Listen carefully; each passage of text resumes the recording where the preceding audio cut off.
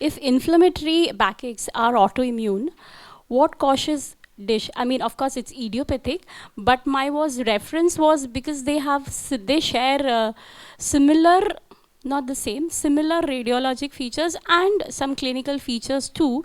So, and both of them being causing functional disability, as in, So this way, yes, DISH. so radiologic differentiating DISH features. is diffuse idiopathic skeletal hyperostosis. DISH means diffuse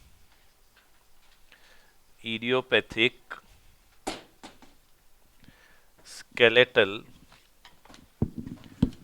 hyperostosis. As the name suggests, it's diffuse, it's idiopathic, it's skeletal, and hyperostosis as in newborn formation. So what it does is it throws extra bones in the spine in the front.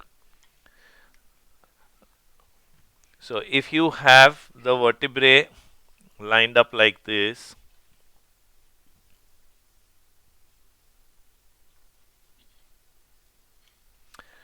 dish will throw new bones like that.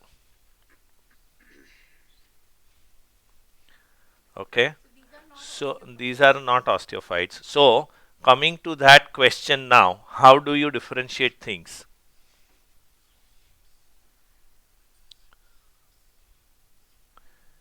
Osteophytes are new bones occurring parallel to the joint.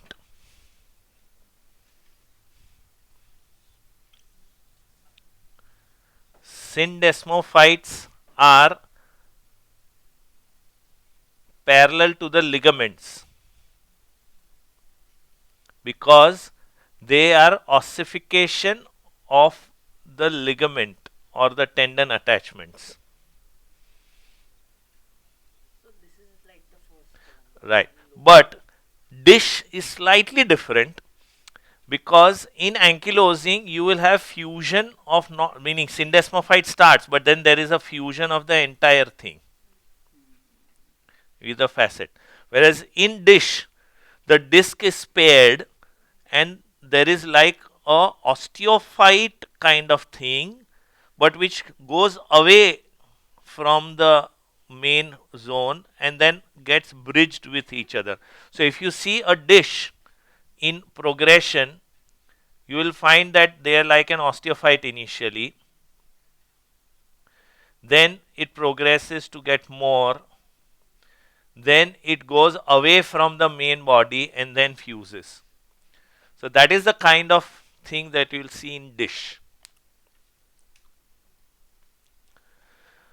So dish is a definite differential diagnosis for ankylosing in a clinical relevance also and in radiological relevance also. So you will have a person who is say a 60-65-year-old who has come to you with chronic neck pain, back pain, dorsal pain and progressively stiff, and you examine him and he is stiff in all directions like a classic ankylosing. So as I had said initially, in inflammatory backaches, the range of motion is symmetric and in all directions. Symmetric restriction in range of motion in all directions. So flexion is also restricted, extension is also restricted, rotation is also restricted. Versus a mechanical back pain where there is an asymmetric restriction. For example, flexion is restricted and painful, but extension is very good. Or extension is very limited and flexion is very good. Or cervical spine, the retraction is just not possible and the left rotation is not possible, but all the other ranges are good. So these are asymmetric, which will be mechanical in origin. Inflammatory will be symmetric restriction in all directions. Symmetric restriction in all directions, which will be there in dish also, and it is a progressive phenomenon, but they will not have the classic ankylosing features where you will have severe morning stiffness, where you will have other joint affections, where you will have other system affections, and you start thinking, is this SSA? You do their x-rays, their SI joints will be clean as a whistle. You do their x-rays, they will show that kind of thing rather than syndesmophytes. So they will show large osteophytes kind of thing rather than ankylosing kind of syndesmophytes.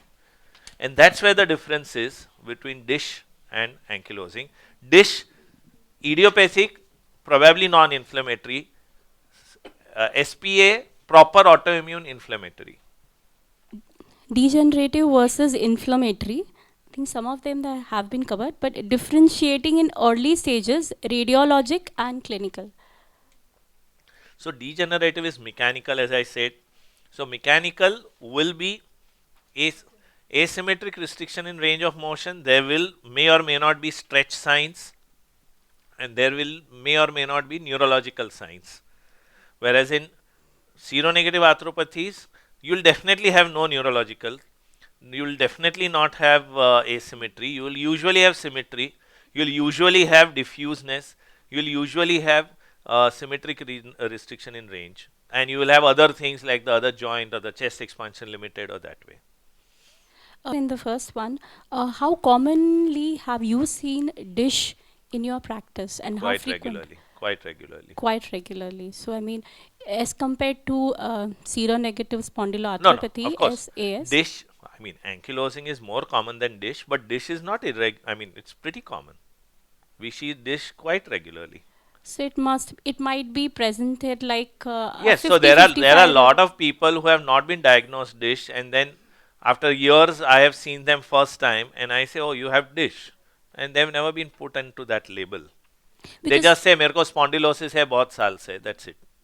because we see, for example, we see a lot of geriatric group patients who have been. So there could be wedge compression, there could be Correct. AS, there could be dish. Correct. So that could be avoided if No, so or that, they had- see, irrespective of the pathology, meaning you are now saying that you have a person who has backache and who is stooped, correct?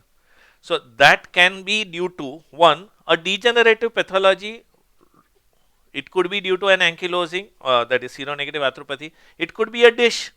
It could be osteoporosis with degeneration. All or any of those can give you a stooped posture with a chronic backache.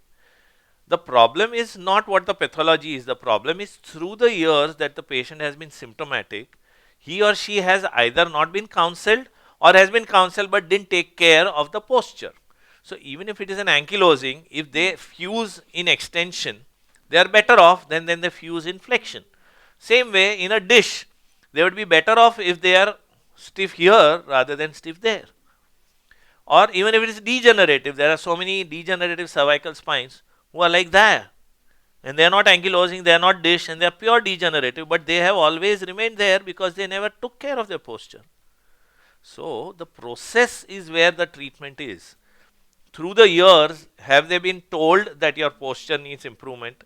Have they listened to that advice, and have they done those exercises to improve their posture? So that's where your role comes into picture, to keep on goading them to improve their posture through the day.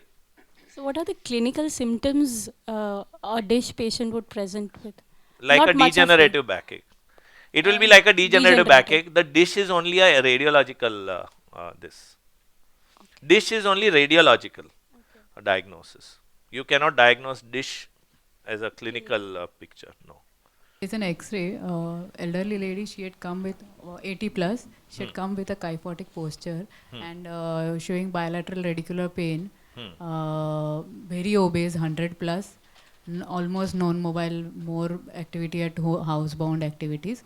I got her X-ray done. So with the view of dish, I didn't had that view now. No, this is not dish. And This I got is- her this DEXA also done. I have sent in the group. नहीं group नहीं इसमें. DEXA scan on spine is normal. Rest of the features. So these were- are all degenerative changes in all the segments, and yes, you can't do much on this other than giving palliative symptomatic as treatment. osteophytes only. Yes. So understand this. Lot of degenerative conditions, in fact, so many of the musculoskeletal conditions, you are going to provide them with relief. You may not change their structure. you have to understand that you cannot expect to change the structural deformities that have taken place due to degeneration. So you have an osteoarthritis knee with a knee varus.